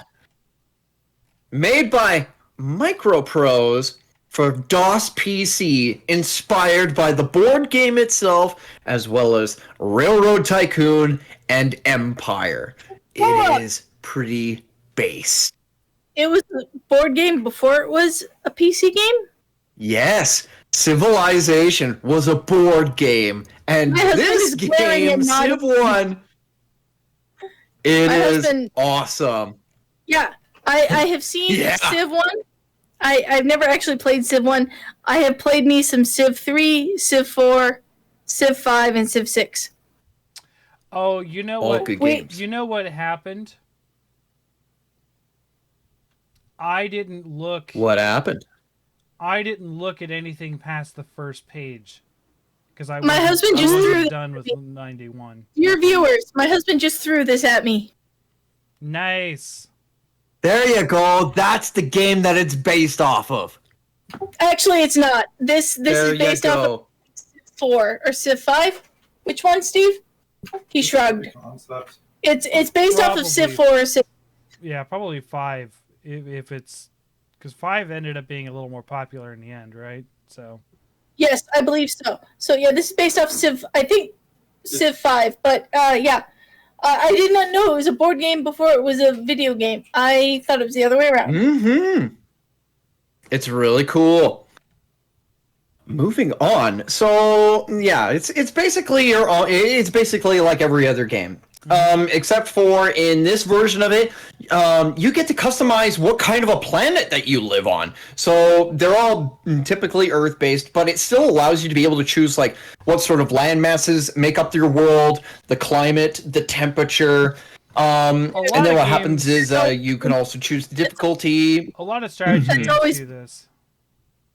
I was gonna say, that has Yeah, always been a okay. thing for Civ. Mhm. I will also say Yeah, that my okay. my GPA in college, Yeah. primarily it tanked due to Crusader Kings 2, but Civ 5 did not help. No. I can Played a imagine. lot of Civ 5 on my probably laptop. runs a lot of power. Yeah, probably cooks that puppy. You could probably fry an egg on that thing. Anyways, where was I? So yeah, choose difficulty, which helps determine your end score. There's a number of civilizations to compete with, the nationality, so you can have a preset of what technologies you already have access to, and then you begin at 4000 BC and start playing with a single settler and establish a capital, working your way up, etc. So imagine that, but with like the most basic, absolute basic graphics, like I would say probably like Warcraft 2. Yeah, it's more like graphics, it's more like a or text game with Warcraft some 1. Yeah, icons Warcraft than 2. anything. Yeah. Like 420 is groaning. probably like 420 is the groaning first because he's Sims realizing kind the of other one. 1991 games. I found one. Oh, But to be dude. fair, I never played that one. But I know you have. Because you've recommended it before. Continue. Okay, but more can continue. Civ, it's Civilization. I mean, it's ye old grand strategy game. There you Yes. go. It's a pretty cool game. Build an There empire you go. to stand the test of time. Yep. It's exactly that. Not really much else to say. Yeah, It's kind of getting hot in here. Sid Meier And I built an ate way too empire. much ice cream. And it's all melted. This poor cake has So, turned from like something that you would see out of the Mushroom Kingdom into something that like Slimer from Ghostbusters would have Rip sneezed. Beatrice. I have to Or finish Beatrice. it. Rip Beatrice. Yeah, poor Beatrice. Yeah, All right, 420. that poor birthday cake. Nothing left of it. You get one Hail Mary while Morg puts his cake away. Sim Ant. Yep. Actually, so that was not on my unforgivable list. But I have talked at length about Simant. I did see this. Yeah, so Sim Ant. BWB. Be right back. I don't want to cover people up. I'll cover myself up. Yeah. There you go. Sim Ant. There you go. Yeah, Simant. I'm not actually sure if it's available on GOG. I know for certain you can find it out there on the internet, out in the wild blue yonder. If you can pay for it, I urge you to pay for it. But it's not like Will Wright is. Best chance always is GOG for old games like this. Steam is a good second best chance. Yeah. So anyway, Simant is a game where you are an ant and you are doing your best. It's a combination of RTS and adventure and strategy and RPG game It's not on GOG. Just look. where you are the black ants and you're trying to kill the red ants, and also there's humans who randomly mow the lawn and chop you into little pieces, and there's all kinds of gruesome ways you can die. I previously talked about this during our RTS episode, which was over a year and a half ago at this point. Yeah, it was one of our one of your earlier episodes. Yeah, it was. Simant is my number one game that needs a remake or a spiritual successor. And someday I'm going to be like 75 years old and they're going to make a spiritual successor to Simant. I will get to play it and then I will die happy. But Simant was not on my unforgivable games that came out in 1991 that you forgot list. Yeah, you got me. I don't know. The Legend of Zelda: A Link to the Past. You know, to be fair, never got into that one. I didn't get into Zelda until Ocarina of Time. Neither did I, but then I went back and played it. Actually, time out. The first Zelda game that I got into was Ocarina of Time, which is a story that I've recounted at least 3 times on this podcast, so I'm not going to get back into it. But I did go back and play A Link to the Past. I might have skipped it because it's beside Leisure Suit Larry in the list, so I might have just skimmed Lol. over it. But yeah, you Yeah. know, that's totally notable. That is a notable game. You're right. Yeah, it was. I guess it was the pre-modern Zelda. The first of the modern Zeldas was Ocarina of Time because that was the transition to 3D. But A Link to the Past sort of codified a lot of what is Zelda. So A Link to the Past has the transition between 2 different worlds, which is a trope that is in most Zelda games nowadays. Right. Breath of the Wild did not have that, but you do have flashbacks to the previous world. Link to the Past had lots of different sort of puzzles or enemy puzzles where you have to sort of fight your way through, and then and then the next way through opens up. Link to the Past had a bunch of first appearance of many monsters. So Link to the Past Zoras, is very, very Octoroks. influential on... Yeah. Octoroks are in OG Zelda. Oh, they are. Zoras and Octoroks are in OG Zelda. Yeah. But yeah, Link to the Past, it's very, very influential on modern Zelda. So Link to the Past was on my unforgivable list, and I wish Morg was here for me to give him shit about it. Oh no, I found another one. Neverwinter Nights, the original one. Oh shit, I missed that one. Oh no. Neverwinter Nights is another popular D&D series, so people know. Yeah, yeah. I was gonna say Neverwinter Nights is like the grandpa of modern computer RPGs. Yeah. If I'm not mistaken, now it's not the one that BioWare did. BioWare did a remake of this one. Yeah. I know that one. Yeah. But That was the one that I wanted to get into, but my mom wasn't into me being on the computer too much. Right. So BioWare ended up building their whole company off of Neverwinter Nights, which was a remake of this original 1991 game. Yeah, so I, for a little backstory, I had a janky computer. Mm-hmm. A really janky computer that I had in my own bedroom. And whatever games that I could get to run off to play without my mom yelling at me about playing too much video games. Yeah. Neverwinter Nights wouldn't run on that one. Oh. I tried. There's several games over the years that I've always wanted. So, like, there's a remake of Pool of Radiance that we talked about in '88 that I loved. It was a good, like, isometric party-based game that only worked at the computer at my dad's work when I was a kid. So I would go in with Dad to work and play it on his work computer. That was fun. I saw your eyebrows jump up. What was the other thing you saw on that list? Oh, No More Lemmings. That's another one I missed. Any Lemmings? The Lemmings? Game. Yeah, the Lemmings series, I feel like it really, really deserves a revival. Yeah, it does. It does. But That's another puzzle game. Yeah. But the other sort of unforgivable thing that you guys forgot or didn't mention, that where I was coughing real hard for SNES, Metroid 2: Return of Samus. I never played it. Oh, so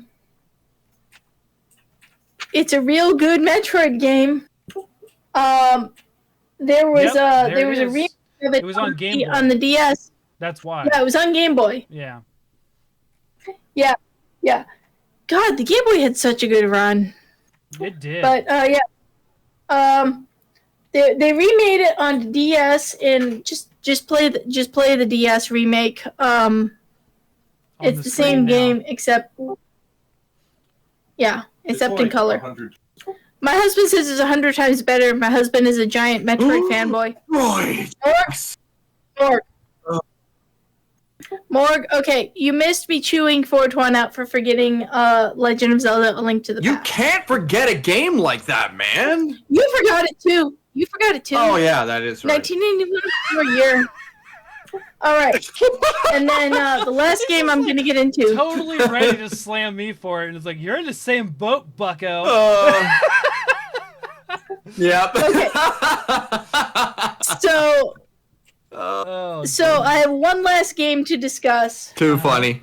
I have one last game to discuss for 1991, and then we can move on and wrap up. Mm-hmm. I've never actually played this game, but I have played. My husband was actually giving me shit over it earlier. Mm-hmm. I was like, but I've played Descendants of this game, so I think it counts. Oh. The game is called Princess Maker, which is now the name of a genre. That is very sure interesting. Holy But cow. Princess Maker is a game where you're basically raising a princess to be the queen of a kingdom, and every day in her life you help her make a decision, and that changes her stats, and so on and so forth, and that changes the interaction she has, and the endings you get. It's basically it's very, very, very adjacent to the visual novel genre, which we have previously talked about on this podcast. Yes. So Princess Maker. And anyways, I've played several descendants of Princess Maker because they're in the Princess Maker genre. So Princess Maker was a very notable release in 1991. But I've never actually played OG Princess Maker. I'm sure the UI is terrible, and I'm sure that the genre itself... I was going to say, it's probably because it wasn't on anything I would have been able to play. This thing has a lot of ports. Oh, yeah. The NEC PC 9801, MSX2, MS-DOS, the FM Towns Marty, PC Engine, Sega Saturn, 3DO, Macintosh, PlayStation, Sharp X68000, Dreamcast, PlayStation 2. Wow. It was on Windows, it was on the PSP, and currently on mobile phones. Wow. Yeah. Okay. That's Holy extensive. Cow. Latest release, Princess Maker 5, 2007. Yeah, but also you can just search Princess Maker, the genre. Like, I mean, it's pretty telling that there is a genre about this.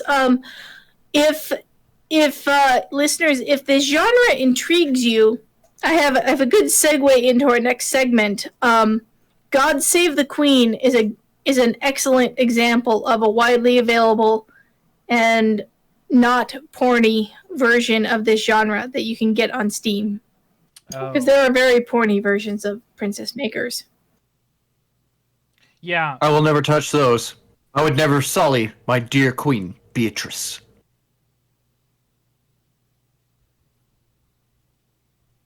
We've come full circle. I say that stone-faced. Stoned-faced, Trying my best more not like to it. laugh.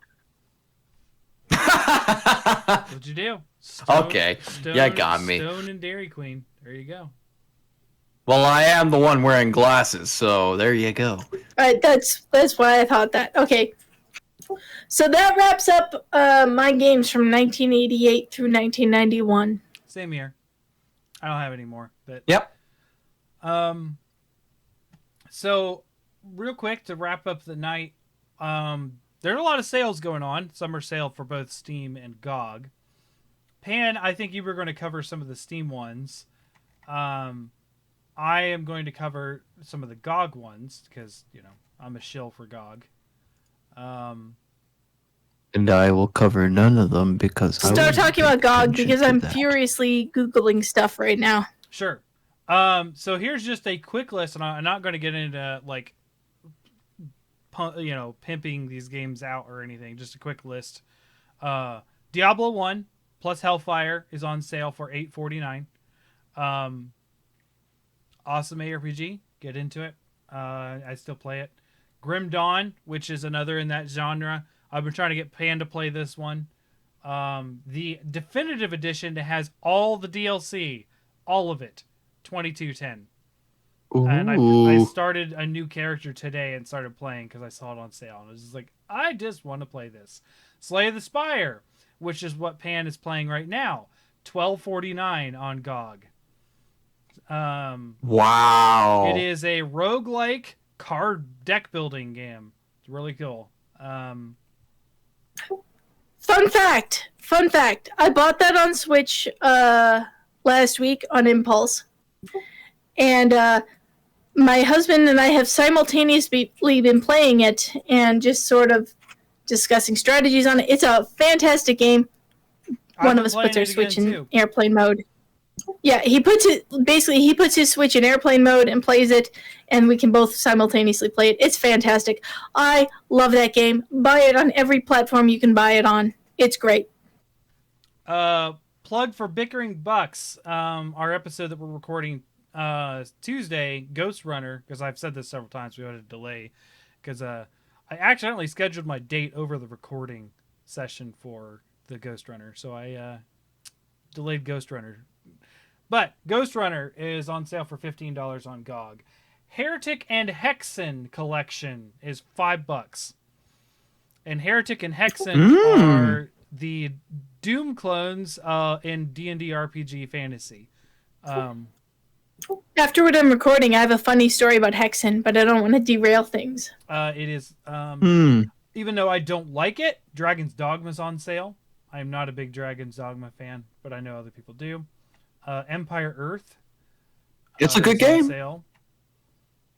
Kingdoms of Amalur Re-Reckoning is $30 on sale. Destroy All Humans is $15 on sale. This is all GOG, by the way. Nice. Good old GOG. Good old games, GOG. Noita, which is still an early access game that I have, but we reviewed it on SideQuest. Noita is a $14 game. Roguelike, like old schoolish RPG thing, but you are a wizard and you get to build wands.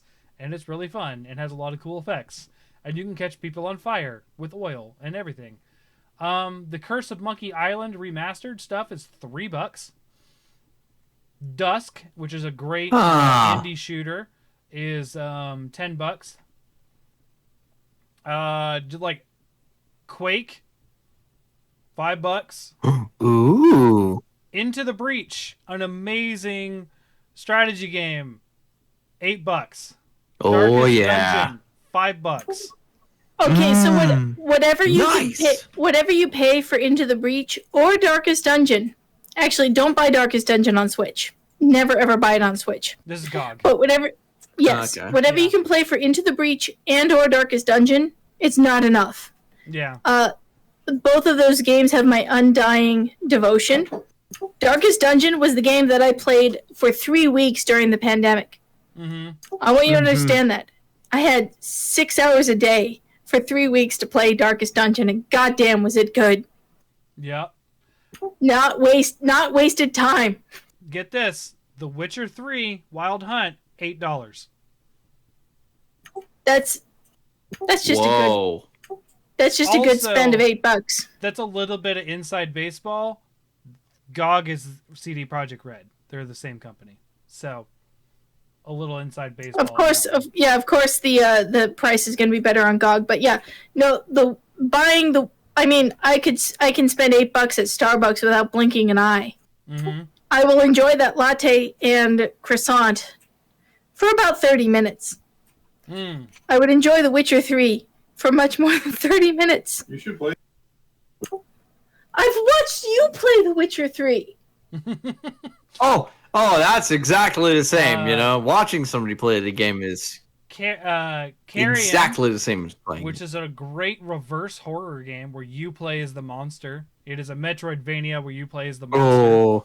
Oh, That's $13. XCOM 2, no explanation needed on that. $10. Blood: The Fresh Supply. mhm. That is. I don't know that game. Blood is an old. It's weird. So we talked about Duke Nukem earlier. There is a lot of 3D engine games that came off of the old Duke Nukem. Blood is a famous one of those first-person shooters in the Okay, 3D Realms never mind. engine. It's very big in the first-person shooter. Northgard. Sounds like a vampire game, if anything. Northgard. Like Blood which is- Omen. Yes, it's not though. Northgard. I have seen so much about this game, and ooh, I've purchased this as a gift for both my brother and his friend to play with me. They both still have not, but this is a RTS unique take on it with Vikings and a grid-based system. So it's actually really cool. Mm-hmm. Northgard is amazing. It's a high recommend for me. Kenshi, which Pan has played, is $24. Kenshi is a game that I had to uninstall because I was dangerously afraid for both my life and my marriage because of how much I was playing it. That's how good that game is. Civ 4 with all expansions, $8. Dead Cells, which is a game that Morg likes, $15. I love that game. The Dungeon Siege Wow. collection, all the Dungeon Sieges, $5. Like BioShock Remastered, $5.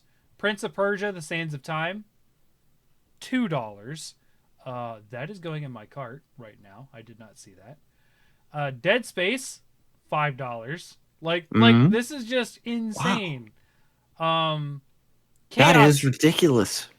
Chaos Bane, the Slayer Edition, which is basically everything. Chaos Bane is another Diablo clone set in the Warhammer universe. Not bad. I have played it. I wish I would have waited till it came on GOG. That is $15. A Medieval. This is another what they call boomer shooter or retro first-person shooter in the old Doom style. $11. Ooh, Titan Quest is on sale, which is the precursor to Grim Dawn, which is the original developers that moved on and made Grim Dawn, as well as their expansion. Atlantis is $5.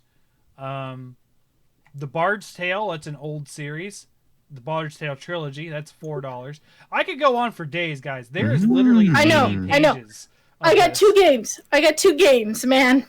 You keep going. I'm gonna find Dude. some more Sunless Skies. 10. I want to They're get never. that. I want to get that. Okay, so I got 2 games. Okay, so earlier I said it was God Save the Queen, which is a good Princess Maker game. It's actually Long Live the Queen. Excuse me for getting that name mixed up. It's called Long Live the Queen. It's on Steam. It's probably on GOG as well, but currently it's on Steam for like $4. So if the idea of basically doing a slice of life RPG as a princess who has recently inherited the crown and is fending off suitors and trying to find her way in the world, if that appeals to you, buy it. Total Biscuit, actually way ass back in the day, did a playthrough of it with his wife that's pretty hilarious. That can sort of give you a good idea of what this game is like.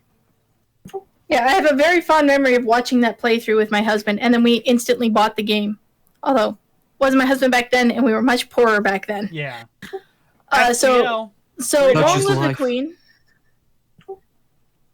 Yeah, FTL for $3. That is the best $3 you will ever spend in your life. Mm-hmm. If you like roguelikes. Mm-hmm.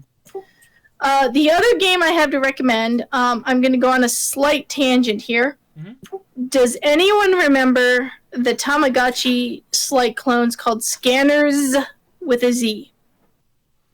Yeah. It was I think like I do. Yeah, it was 'cause like that was this the one ver- you had barcodes. yes, Mm-hmm. and you could and you scan barcodes and you upgrade them or something like that. And then they had Bluetooth technology or something. If other people around you also had a Scanners with a Z, they would auto fight like Pokemon, and then the best one would win. So imagine that, but more than 20 people play it, and it's dragons. Oh. Okay. Oh, That is Dragon Creek. that is awesome. That premise is called Dragon Creek. It's on Steam. It may or may not be on GOG. That Fortwan can look into that. Anyways, it is currently $9.74. It is a little bit Stardew Valley-ish because you also have a farm that you have to upgrade so you can make your dragon better. But it's mostly a pixel game about you basically type in a random seed for a dragon. Also, the random seeds reset every month or 2. So if somebody types in Falcor and it gets a super badass dragon and then puts it out there on the internet, 30 days from now, Falcor will not spawn you a super badass dragon. It'll spawn some other shit. Mm-hmm. Okay. So yeah, you get a random seed or you type in a phrase and you get a dragon's egg and then you raise it. And then you can, apparently there's an online community where you can fight them against each other. I don't know. I just like raising a little baby dragon. I can get into That'd be that kind pretty of neat. game. So Dragon Creek and Long Live the Queen. Those are my 2 Steam endorsements. Okay, here's the heaviest endorsement I can give tonight. It is under $10 for both of these. $3 for the first one and $5 for the second one. Everyone has to buy this. It's mandatory. Just do it. Okay. It is Ultimate What Doom is it? and Doom 2 plus Final Doom. Yeah, I know. She rolled her eyes. I got it. I knew that was going to happen. But Doom is an amazing game, and for under $10, getting all the original 3 is amazing. Also, that gives you the WAD and gives you all the stuff you need to mod these games and have a lifetime of games. It includes Sunlust and all the other mods that you can do. But Fortuan, It's so awesome. Mm-hmm. Fortuan, Yeah. can I play it on an abacus? Yes. There's a video of Who people says you playing... can't play Doom on an abacus? Yes, you can. If it has a screen, it'll do it. I know what an abacus is. I know, but...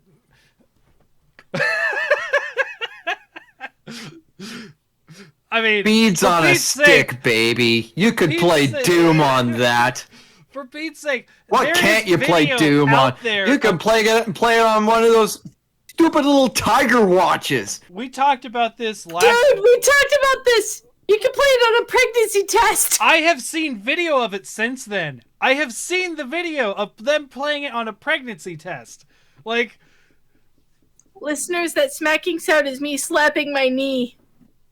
We do that in the Midwest. Gosh. Yes, we do. There's so much. There's so much on sale. I got all... You know what? Well, The one anyways, thing that you guys just- haven't announced on Steam or GOG was What? What? Lost World Chaos Island. Obviously, it's one of the best games around. Is it on sale? Being able to point and click, and it doesn't even exist anymore. It's forever gone. Oh! Nowhere to be found. Speaking of which, as I was talking about the Dungeons and Dragons games, the Archives collection, which has the original Eye of the Beholders on it, is $3 right now on GOG. Fortuan. Yes. Okay, so my husband just chimed in. Listeners will know this because it's on my audio, but not yours. Apparently, people were caught playing Doom on voting machines instead of voting. Whoa. I love it. Whoa. Awesome. Okay.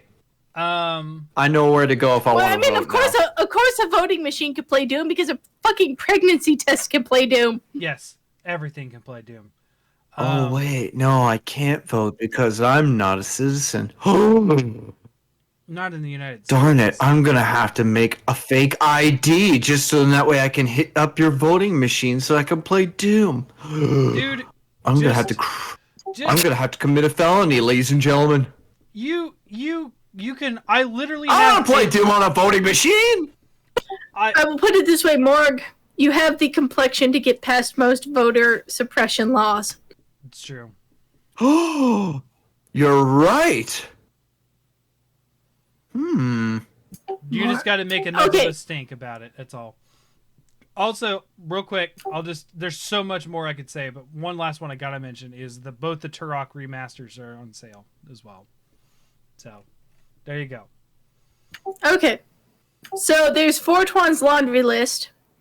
That was page 9 of there's- 107 pages on the sale. There is Long Live the Queen, and there is Dragon Creek. Okay. And there are 0 games on my end Hey, because I more than made up for more. I'm not a buyer. I'm sorry. Okay. Oh yeah. So we've kind of been spitballing ideas for next week. We don't have a solid idea. Mhm. We've got some decent ideas, but nothing solid. I don't know. I like Steve's idea. I think we're probably going to go with that, which is... We talked about that before we recorded. I know, which is... I was getting ready to explain. So we're going to debate between the three of us, because we got to decide, got some homework for Morg and me and Pan. What's the timeout? Steve just told me to endorse Yakuza 0 on Steam sale for how much? For $5, Yakuza 0, which is the wackiest, most side questiest game on the face of the goddamn earth. Not even on GOG, so don't even worry But is about it 3 Foot Ninja? I watched him play it during the pandemic last year. Seriously, Yakuza 0. It's a great GTA game. That's sort of the antithesis of a GTA game. It's weird, but it's wonderful. You can race tiny cars in this game about being a hard-edged Yakuza thug.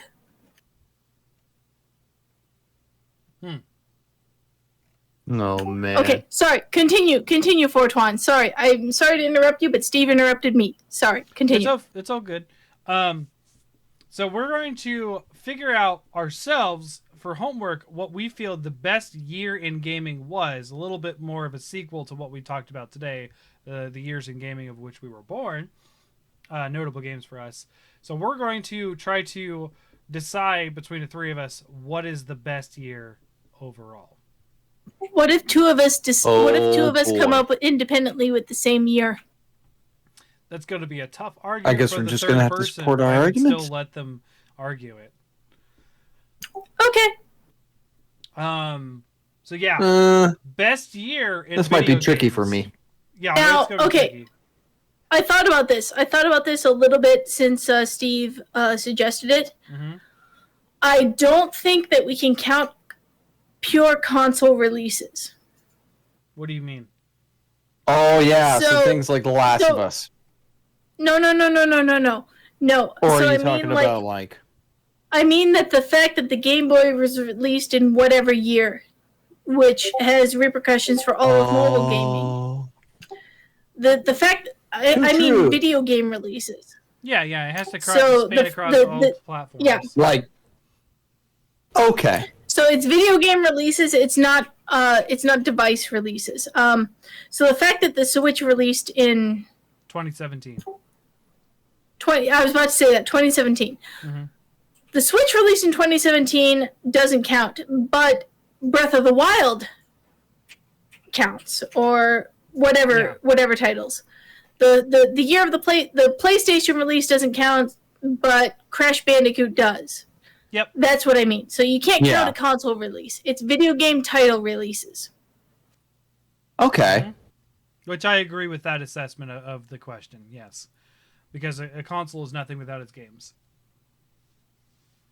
Well, also that, but also I think that arguably the most influential console release would have been the PlayStation, because Nintendo basically was steamrolling everybody until Sony came out in the market, and that made room for Xbox to be the third, and now we have Fortuan's frowning at me. No, I'm frowning because my arm really hurts from working out, and I'm trying to stretch it. Oh.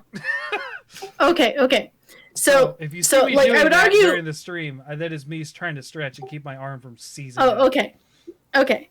So I would argue that, the PlayStation's release was like that was the most influential thing to happen to modern gaming.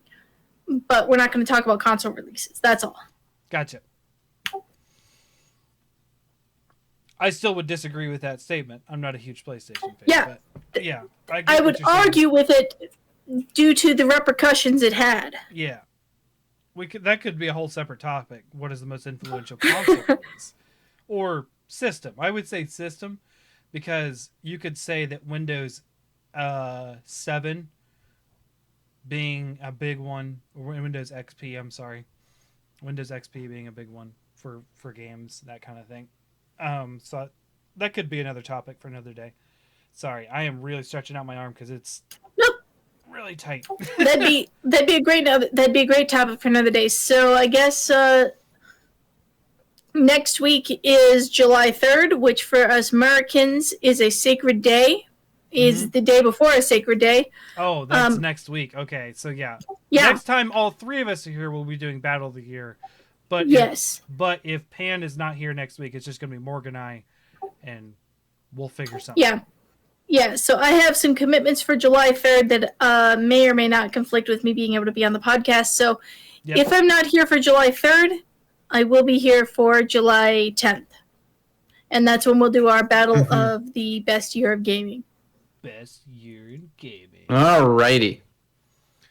Not super exaggeratory at all. Best year in gaming. Oh yeah. Do you know what we need to do? We need to do. This is just totally spitballing here because in December we need to do like a stream like watch party of like Game Awards and like different announcements and stuff. Like eventually, that'd be awesome. Like especially we for Monster definitely Hunter, need to if there do was like that a for Monster sure. Hunter show at some point, that all of us like watch it. Like Oh yeah, no, you guys got to talk about like Monster Hunter stories. that is coming out July 9th. So we have 2 weeks until that. You guys could talk about the demo next week if I'm not here. I am staying away from the demo. I am not playing it. Okay, well let's sign off. Yep. So thank you All guys for right. listening. This is 420. You can catch us at Hunters Hub Pod for all the updates on this show and the other ones we do, like of course this weekly show, and then Bickering Bucks, which again, like I said, the past 3 weeks we're recording on Tuesday, but things keep happening. Like I keep scheduling dates over it, and people end up not being able to do it. Blah blah blah. Going to talk about Ghost Runner, and then we're going to start doing Hood, which is the multiplayer like Robin Hood game, which is going to be a challenge because it's a multiplayer only game. So how do you do that? How do you review that? So all the updates for that, and then also here at Twitch at twitch.tv/HuntersHubPod to catch the show live, like you are, if you are tonight. If not, then look for us on SoundCloud, Spotify, iTunes, and all the other podcast apps. And yeah, thanks for listening. Morg, thanks for coming on tonight. Anytime. Pan, thanks as well. It's always fun. And don't forget to join our Discord and Morg's Discord, who has been cross-pollinating. We had like 6 people join from Morg's server. A lot of people I knew, like Crown Gamer and some people like that I knew from Twitter. So it was nice to see them come on. And then see the story about my dog having an issue yesterday morning. That was super gross and fun. Not fun, no. So yeah, so thanks guys for listening, and we'll see you later. Take care, everyone.